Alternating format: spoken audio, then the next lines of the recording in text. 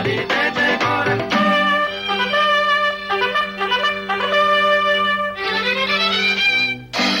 हाम्रा रगतले कोरिएका सीमारेखा मेटेर मेटिन्न हाम्रा किल्लामा गाडिएका धामाहरू बाँचेर बाँचिन्न हामी नेपाली जन्मैदेखि स्वतन्त्र छौँ हामीलाई कसैको परतन्त्र स्वीकार छैन हामीलाई कसैको शासकको स्वीकार छैन हामी नेपाली जन्मैदेखि स्वतन्त्र छौँ जय जय काली जय जय गोरख जय जय काली जय जय गोरख जय जय काली जय जय गोरख जय जय काली जय जय Gorakh.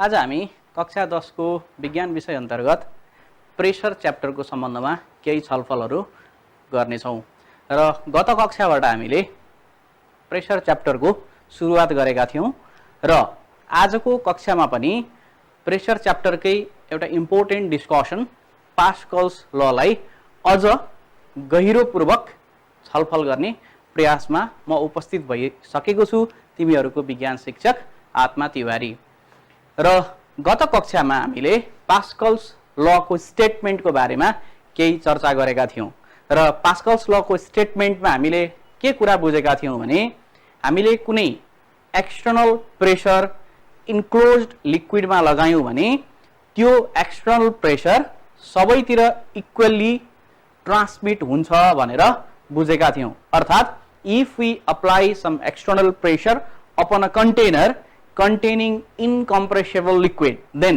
the pressure will be transmitted equally in all direction perpendicularly. यो त थियो हाम्रो गत कक्षामा डिस्कसन गरेको पास्कल्स लको स्टेटमेन्ट र यो पास्कल्स लसँग सम्बन्धित भएर हामीले विभिन्न चित्रहरू पनि हेरेका थियौँ पास्कल्स लमा बेस्ड भएर काम गर्ने केही डिभाइसहरू पनि हेरेका थियौँ र पास्कल्स लकै प्रयोग गरेर कस्ता कस्ता खालका डिभाइसहरू बनाउन सकिन्छ कस्ता कस्ता खालका डिभाइसहरू बनाइएको छ र ती डिभाइसहरूले काम कसरी गर्छ भन्ने कुराको छलफल चाहिँ आज गर्नेछौँ र अस्तिको कक्षाको कुरालाई जोड्दै आजको कक्षामा हामी विशेष गरी पास्कल्स ललाई फलो गरेर काम गर्ने विशेष गरी हाइड्रोलिक लिफ्ट हाइड्रोलिक प्रेस त्यसै गरी हाइड्रोलिक ब्रेक को सम्बन्धमा हामी छलफल गर्नेछौँ र यो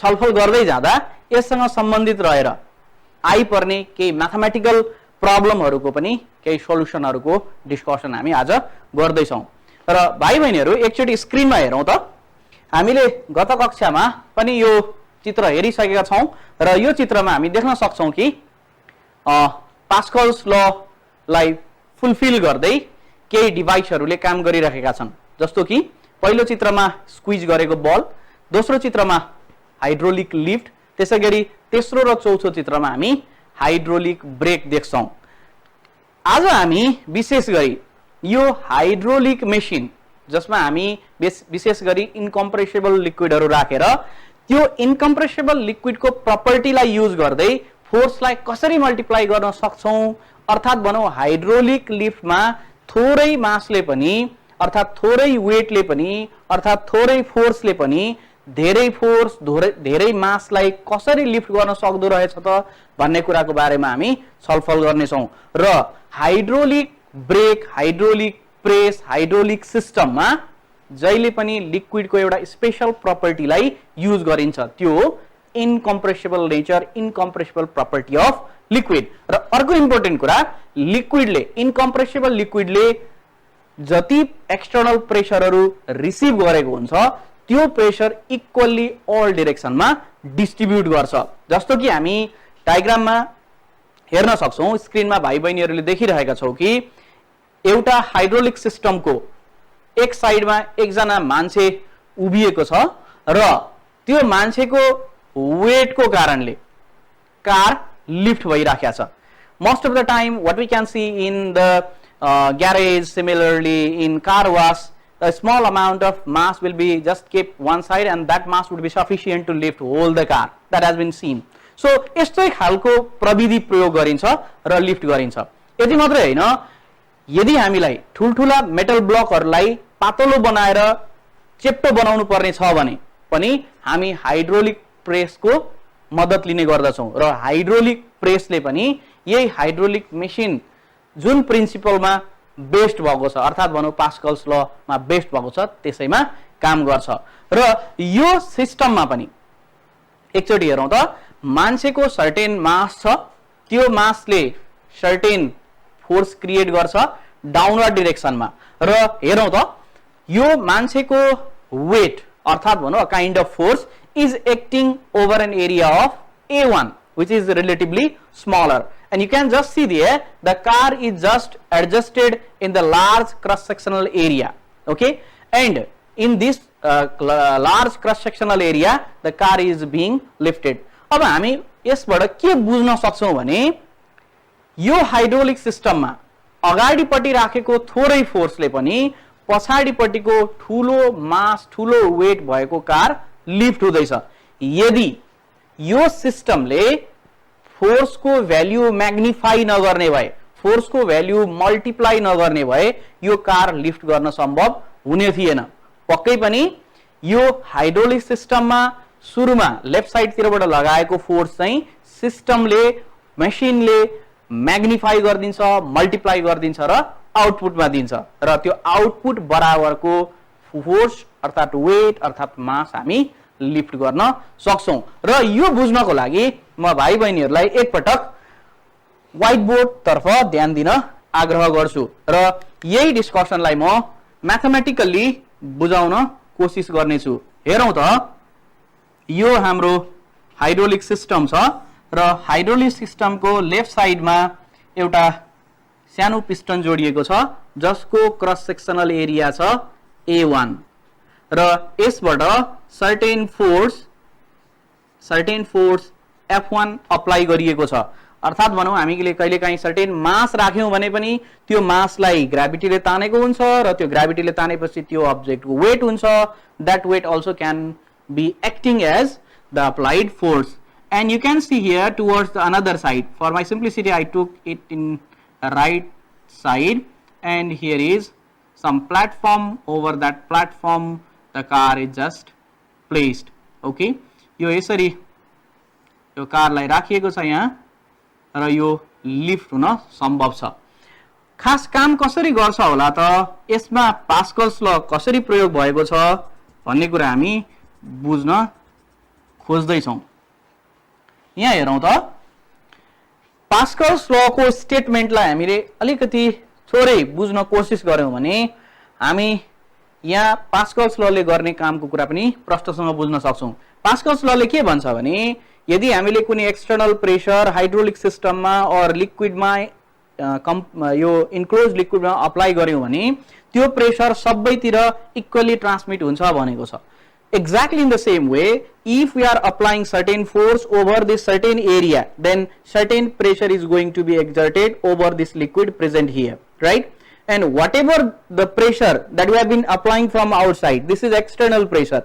This pressure now will transmit through this liquid without any reduction, without any decrease. So all the pressure what have been applied here will be transmitted through this liquid system, and this pressure is going to be acting over this second area. And according to Pascal's law, whatever the pressure we are developing here, whatever the pressure is created by this force over this area A1, the same pressure has to be felt in the second part, okay? No matter there could be force larger or smaller, or area to be larger or smaller, it could be anything, but we have to understand whatever the pressure we are going to develop in this section, in this limb, the same pressure will be found over here. That means you can use some kind of idea that if we have been applying small force over a small area, there is a certain value of pressure, but here we do have large area. So to get same amount of pressure, the force has to be necessarily high, otherwise the pressure would be small here because the area is larger, and we know pressure is inversely proportional to area. So to maintain the same pressure here with a large cross sectional area, this force has to be very high. That's why if we compare the force applied or the force input, and if we see this force output, then the output force would be found to be some multiple of this force 1.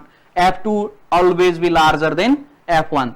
For this one, we say the device is acting as a force multiplier. हामीले प्रयोग गरेको सानो force यतापट्टि multiply भएर ठुलो भएर जान्छ र यस्तो खालको यो प्रोसेसलाई भन्छौं हामी फोर्स मैग्निफिकेशन और फोर्स मल्टिप्लिकेशन। र हाइड्रोलिक सिस्टममा पनि हाइड्रोलिक मेसिनमा पनि यो पास्कल्स ल अप्लाई हुने हुँदा हाम्रो फोर्स को भ्यालु हामी मैग्निफाई गरेर निकाल्न सक्छौं। यो त भयो हाम्रो म्याथमेटिकल प्रोसेस युज नगरिकन डिस्कसन को थ्रुबाट यो फोर्स को भ्यालु ठुलो हुनुपर्छ, अदरवाइज यो ठुलो एरियामा यति नै बराबरको प्रेशर क्रिएट हुँदैन भन्ने कुराको डिस्कसनबाट।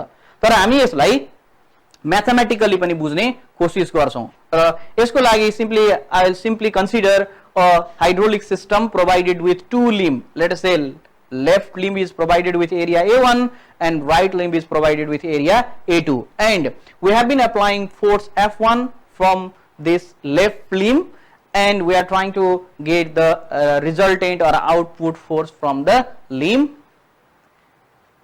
right. Okay, so according to Pascal's law or from Pascal's law, what we can write? Pascal's law, we can write the pressure here, pressure at left side. I will simply write P suffix L, pressure towards the lymph left side. It would be equal to pressure towards right limb. Let me write here PR. So how will we obtaining the value of pressure over here? It's quite simple. That is F1 divided by A1. So pressure towards left side is your force 1 divided by area 1, and it must be equal to whatever the force that we have to lift here. I will suppose this force to be F2 and this force is being acting over this area A2. That's why the pressure exerted here, this is your pressure right and here pressure left, and from Pascal this will be equal, so I can write here F2 divided by A2.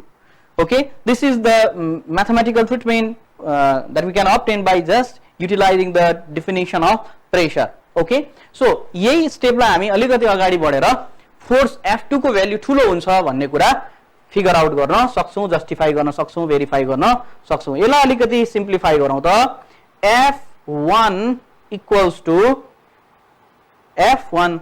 Okay, let me just calculate F2 for my simplicity because I am trying to get the value of output force. So it will be F1 A2 will be equal to F2 times A1. If you just take cross multiplication, then you can get that one. Okay, I will just arrange it. F2 A1 equal to F1 A2, and if we are trying to get the value of F2, then I will free it out. So F2 is going to be how much? A2 divided by A1. A2 is here, I just took it here as well, and A1 is there, I just brought it here by bringing it in a quotient, and this F1 is there in numerator, so I will be keeping here as it is. You can just look at here in this mathematical expression.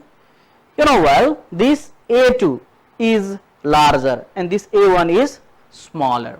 Okay, and this is your F2 and this is your F1, and what we have supposed in the very beginning is the area of this second limb is greater and the area of left limb is smaller. If you take the ratio of these two quantities, if you divide A2 by A1, then you always be resulted with greater than 1. Okay, so यसमा अलिकति हेर्यौं भने this F2 should be multiplied by greater than 1 quantity, and with this F1, then only these two parameters will be equal.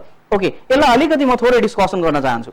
यहाँ हेरौँ ल, F2 को value र F1 को value हेरेर यो दुईटालाई इक्वलाइज गर्ने हो भने, अर्थात भनौं F1 को भ्यालुलाई F2 जतिको भ्यालु बनाउनु हो भने यो क्वान्टिटी के हुनु पर्ने रहेछ? Greater than 1. यदि हामीले यो क्वान्टिटीलाई सानो क्वान्टिटीलाई ग्रेटर देन 1 ले मल्टिप्लाई गरौँ भने के हुन्छ त? हामीलाई थाहा छ कुनै क्वान्टिटीलाई ग्रेटर देन 1 क्वान्टिटीले मल्टिप्लाई गर्यौं भने त्यो क्वान्टिटी आउने रिजल्टेन्ट क्वान्टिटी के हुन्छ त? पहिलेको क्वान्टिटी भन्दा ठूलो हुन्छ. अर्थात भनौं यो केसमा पनि f1 लाई हामीले ग्रेटर देन 1 क्वान्टिटीले मल्टिप्लाई गरेका छौं. यो ग्रेटर देन 1 क्वान्टिटीले मल्टिप्लाई गर्दा मात्र यो f1 भन्ने क्वान्टिटी f2 भन्ने क्वान्टिटीसँग इक्वल हुन जान्छ. त्यसैले हामी यहाँ प्रष्ट रूपमा के भन्न सक्छौं भने f2 must be greater than f1. f2 को भ्यालु f1 भन्दा ठूलो हुनुपर्छ र this f2 should be some multiple of f1. It may be 2 times, 5 times, 10 times, 20 times, or maybe 0, it may be 1.5 or so on, but it must be greater than 1. यसलाई सानो example लिएर बुझौं. For example तिमीसँग यो पहिलेको force 10 Newton theory र नयाँ फोर्सको value let me suppose 40 Newton छ भने यो 40 न्यूटन कसरी आउँछ त?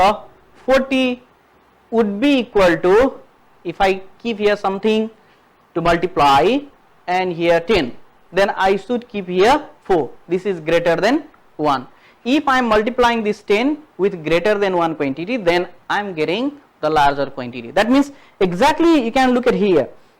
This f1 is being multiplied with this greater than 1 quantity and we are getting f2. That means this f2 is greater than f1. That's why this hydraulic system magnified the force, and this is how we can justify that the hydraulic machine, hydraulic system can be acting as a force multiplier. र हाम्रो सिलेबसमा यो कुरालाई राखिएको छ र यो छलफलसँग सम्बन्धित रहेर पुराना एक्जामहरुमा पनि धेरै प्रश्नहरु सोधिने भएको हुनाले म यस्तैसँग सम्बन्धित रहेर एउटा न्यूमेरिकल भाइ बहिनीहरुको समक्ष प्रस्तुत गर्न चाहन्छु र भाइ बहिनीहरुलाई म एक पटक फेरि स्क्रिन तर्फ ध्यान दिन आग्रह गर्छु र स्क्रिनमा हेरौं त numerical problem related to this Pascal's law.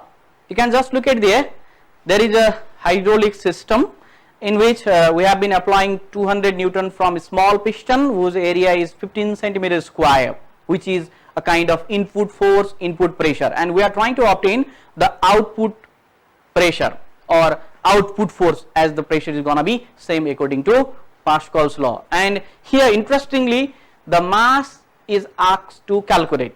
Okay, so according to this mathematical treatment, what we have found is we will be obtaining the value of force, and if we are doing this experiment in earth, then obviously we can take the value of G to be average, that is 9.8. so by using the value of force that you have found and the value of acceleration due to gravity, you can easily get the value of mass as well. So anyhow, to obtain the value of mass, first of all you have to calculate the force that can overcome by 200 Newton. So यसको लागि म बोर्डमा फेरि ध्यान दिन आग्रह गर्छु र यसको केही हिन्ट म भाइ बहिनीहरुलाई प्रदान गर्न चाहन्छु र जसरी मैले यो म्याथमेटिकल डेभलपमेन्ट गर्दाखेरि f1 f2 लिएको छु, त्यसैगरी यहाँ पनि म दिएका क्वान्टिटीहरुलाई f1 f2 को रूपमा राख्न चाहन्छु. Okay, let me just write a solution. So let me take the force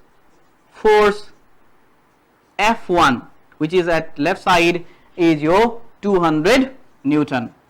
Okay, and area, we have to be very careful while dealing with this kind of numerical problem with this units. Let me say this area is A1. You can just look at the area is 15 centimeter square. 15 centimeter square. You can just look at here. This is given in SI system, but it is given in CGS. That's why either you have to change this into dian or you have to change into meter square. It is always asked to convert some CGS into SI because it is quite easier. So this can be changed directly by simply using the mathematical idea that 1 cm square is going to be 10 to the power minus 4 meter square. So 15 into 10 to the power minus 4 meter square the area will be. And similarly force on second piston. Okay, let me write F2 this is for left side. Let me just write here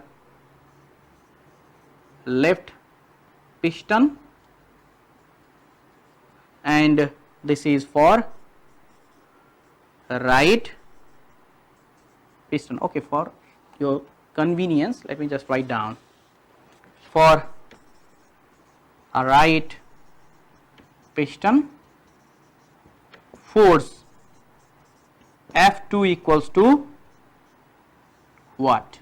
We have to calculate, and then later we have to calculate mass as well. Let me just write here M equals to what, but I am provided with area A2 in terms of meter square. Okay, it is quite easier. Okay, so I mentioned all the given things. Now from Pascal's law, as the device is based on Pascal's law, as it is hydraulic system, so obviously it follows the Pascal's law, so I am going to use Pascal's law. From Pascal's law I can write F1 of, before that let me write P1 equals to P2. So P1 is F1 by A1 equals to F2 by A2.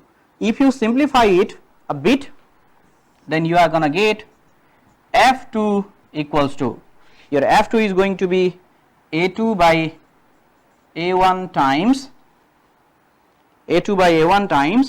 F1, similar to that of the previous equation. Now we can just simply substitute the value of this A2. This is 0.2 divided by A1 is here 15 into 10 to the power minus 4 into F1 is given us equal to 200 Newton.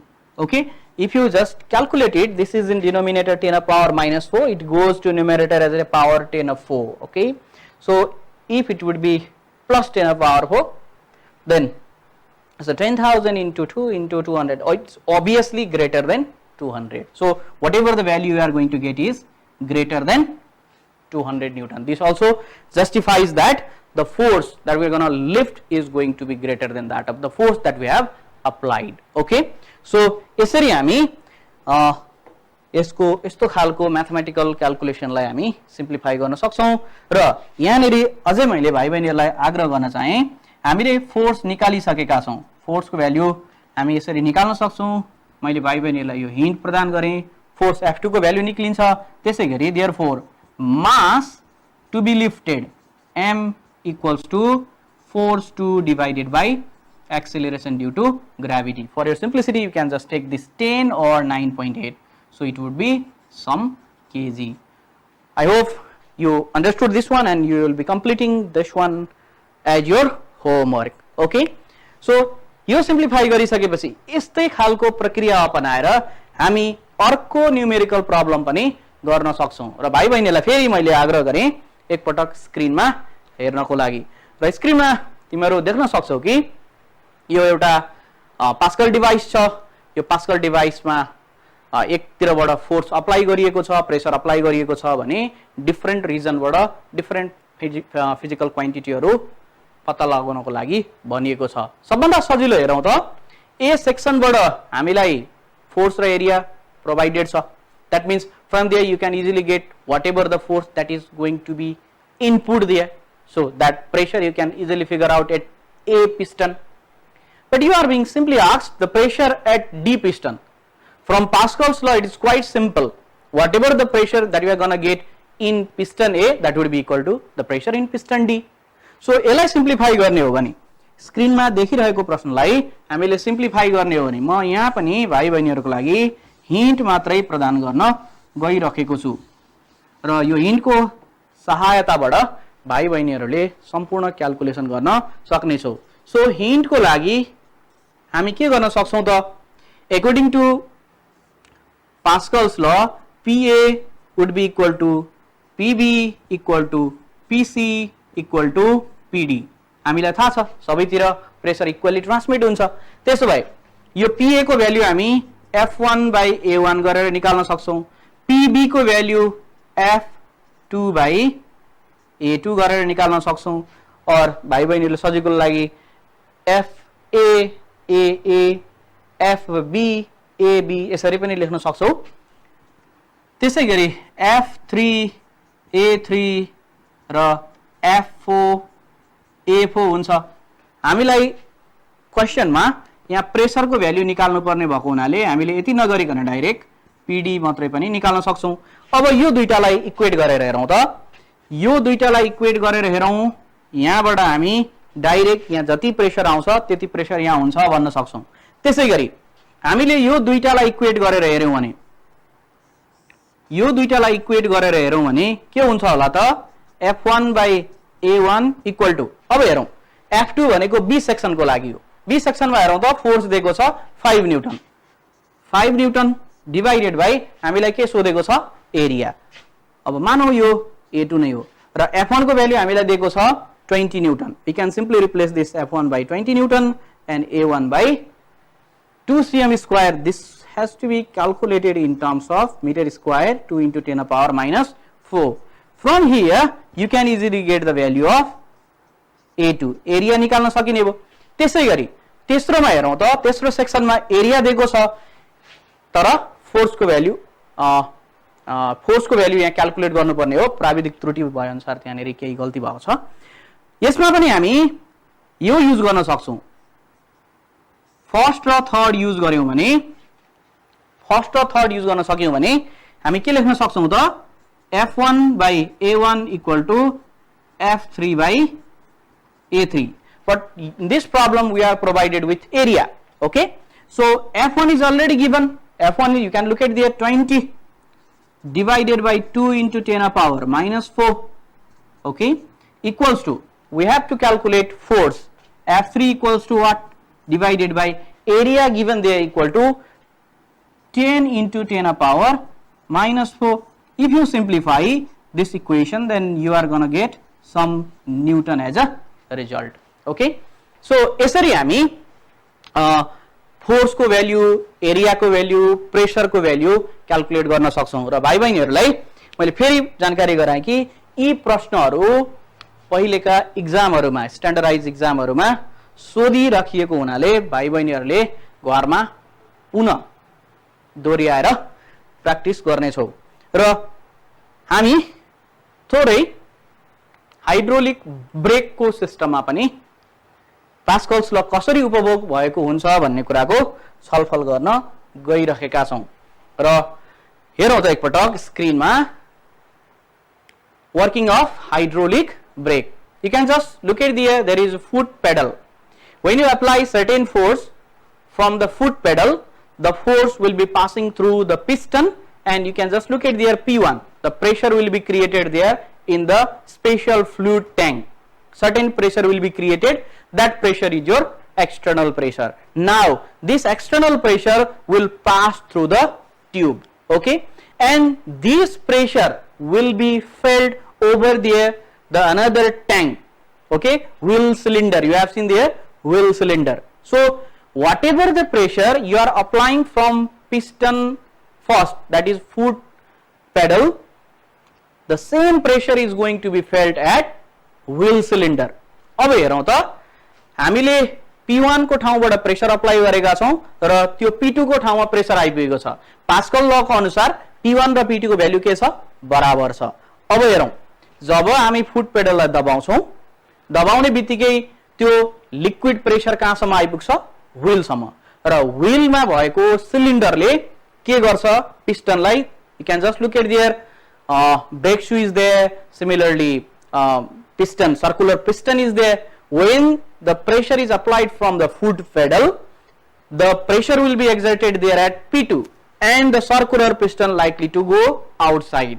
Okay, and as the piston will be moving outward, it will push the brake shoe with the inner rim of the wheel, and when the piston will be pushed outward, it go with the inner rim of the wheel, and certain amount of friction will be created with the brake shoe, and because of that friction the vehicle likely to retard gradually.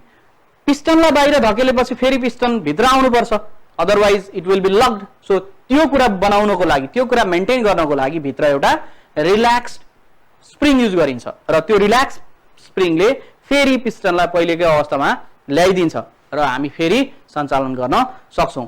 यो त थियो hydraulic ब्रेकको working. आजको डिस्कसनमा हामीले विशेष गरी Pascal's लसँग सम्बन्धित रहेर केही छलफल गरेका छौं। भाइ बहिनीहरूले होमवर्कको रूपमा यसलाई फेरि पुनः एकपटक घरमा बुझ्ने प्रयास गर्नेछौ भन्दै आजको कक्षाको समय समाप्ति भएको हुनाले तिमीहरू समक्षबाट म बिदा हुन चाहन्छु। हस्त धन्यवाद, नमस्कार। हाम्रा रगतले कोरिएका सीमारेखा मेटेर मेटिन्न, हाम्रा किल्लामा गाडिएका